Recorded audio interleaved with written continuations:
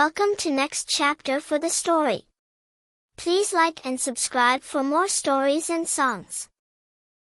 Natapos ang ilang araw at nag-umpisa na ang pasukan sa eskwelahan ni Malaya, Amihan at Sinag. Si Sinag, na mas matanda sa dalawa, ay may sariling klase, habang sina Amihan at Malaya ay magkasama sa kanilang klase. Sa ganitong setup, tuwang-tuwa si Sinag at hindi niya napigilang tuksuhin ang dalawa bago maghiwalay. Alagaan mo ang iyong asawa, Amihan, biro ni Sinag habang nakangiti, may bahid ng kalokohan sa kanyang tono. Walang nasagot si Amihan sa mapanuksong ngiti ng kanyang ate, at tahimik na lang na tumango habang sabay silang tumungo ni Malaya sa kanilang paaralan. Habang naglalakad, napansin ni Malaya na hindi sumasabay si Amihan sa kanyang bilis, kaya't bahagyan niyang binagalan ang kanyang hakbang. Ngunit sa halip na makasabay, tila lalo pang bumagal si Amihan. Huminto si Malaya at humarap kay Amihan, ngunit umiwas naman ng tingin si Amihan at tumingin sa kalayuan. Iniiwasan mo ko, no? Tanong ni Malaya, may kasamang sweat drop sa gilid ng kanyang ulo, na nagpapakita ng kanyang pagkailang at hindi pagkakaintindi sa ginagawa ni Amihan. Hindi pa rin tumingin si Amihan, ngunit sumagot siya, hindi ah. Paano mo nasabi? Ang sagot niya, may halong pag-iwas sa tono. Lumapit si Malaya at bigla namang napaatras si Amihan bago napahagikik. Napangiti si Malaya sa reaksyon ni Amihan at isang hakbang pa ang isinulong niya. Ngunit sabay din ni Amihan ang hakbang paatras, tila sinusubukan iwasan ang kanyang kaklase sa isang komikong paraan. Nagpakawala ng awkward na tawa si Amihan na sinabayan ni Malaya ng konting tawa, hindi alam kung seryoso ba o nagbibiro lang si Amihan. Na nahihiya lang ako makita ng mga kaklase ko at ng mga tao sa eskwelahan, pag-amin ni Amihan habang nakatungo. Napalunok si Malaya sa narinig at dahan-dahang napahawak sa kanyang mukha, parang tinamaan. Ouch!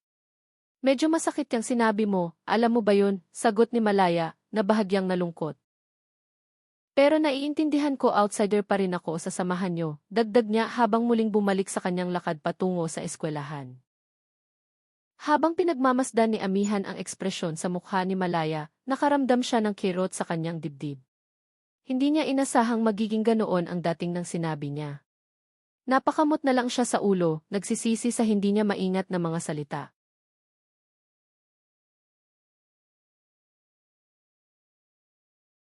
Kinagabihan, habang kumakain sina Amihan at Sinag sa kanilang hapagkainan, napansin ni Sinag na ang kanyang kapatid ay tila malayo ang tingin at mukhang may bumabagabag sa isip nito.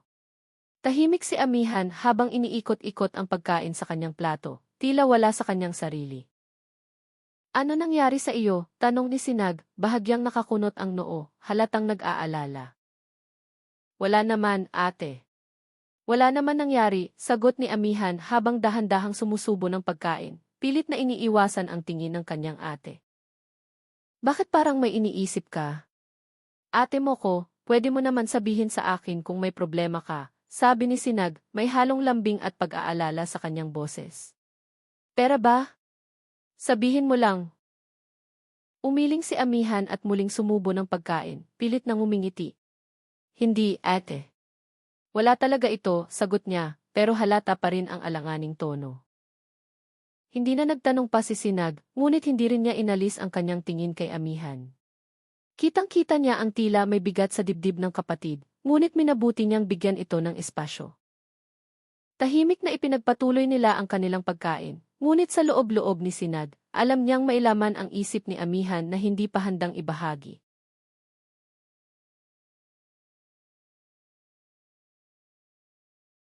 Kinabukasan sa higaan ni Amihan ay tila hirap itong gumising, parang hindi ako nakatulog, hay nako.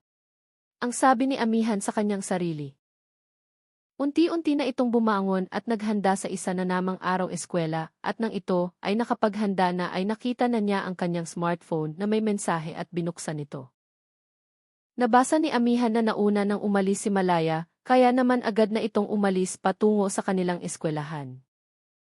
Dumating si Amihan sa kanilang classroom at gustong kausapin si Malaya, ngunit ito ay umiwas.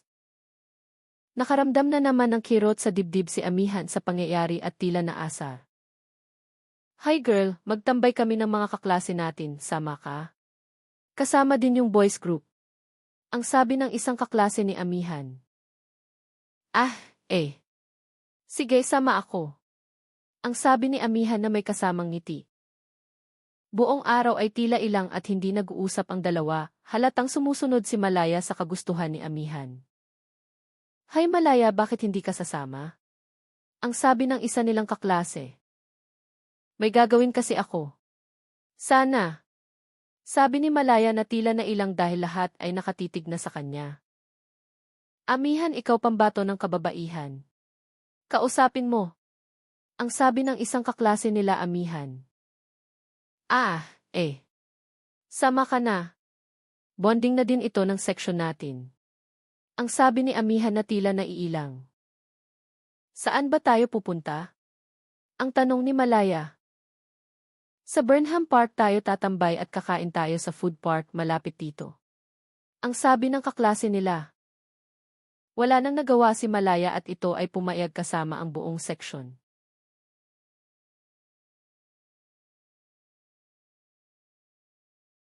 Masaya ang lahat habang nagtatambay sa Burnham Park.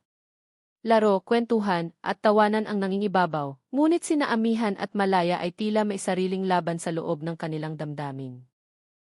Ah, sorry. Yung bola kasi sa'yo napunta, sabi ni Malaya, nang mapansin niyang napalapit ang bola kay Amihan. Ah, eto isinipa ni Amihan pabalik ang bola, ngunit masyadong malakas ang pagkakasipa. Ay, sorry. Hindi ko sinasadya, dagdag niya, medyo nahihiyang umiti. Hindi na nagsalita pa si Malaya, ngunit kinuha ang bola. Ang ilan sa kanilang mga kasama ay napansin ang nangyari at bahagyang pinagalitan si Amihan. Pasensya na talaga. Hindi ko sinasadya, mahina at may pag-amin na sabi ni Amihan. Matapos ang laruan, nagkayayaan ang grupo na kumain at napili nila ang paboritong sisig. Agad-agad silang pumunta sa kainan, ngunit si Malaya ay nanatiling naglalakad sa likuran. Humabol si Amihan, at nang makita ang tamang pagkakataon, hinawakan niya ang kamay ni Malaya. Nagulat si Malaya at napaharap kay Amihan, may halong sorpresa at ngiti sa kanyang mukha. Yung mukha mo't biro ni Malaya, sinuklian ang lambing sa mga mata ni Amihan. Hindi na napigilan ni Amihan ang kanyang mga luha. Mabilis niyang tinakpan ang mukha upang maitago ang mga luha, ngunit si Malaya ay maagap na pinunasan ang mga ito, marahan at puno ng pagkaunawa. Sorry kung nahihirapan ka, bulong ni Malaya. Bumuntong hininga si Amihan. Hindi ko naman sinabing wag mo na akong pansinin. Nahihiya lang talaga ako.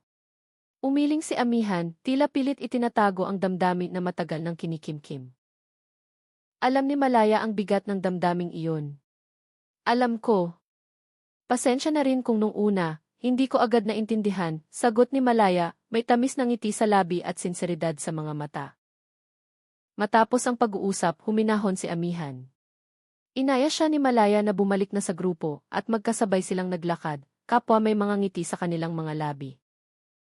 Pagdating sa kainan, napansin ng mga kaibigan ni Amihan ang kanyang mapupulang mata.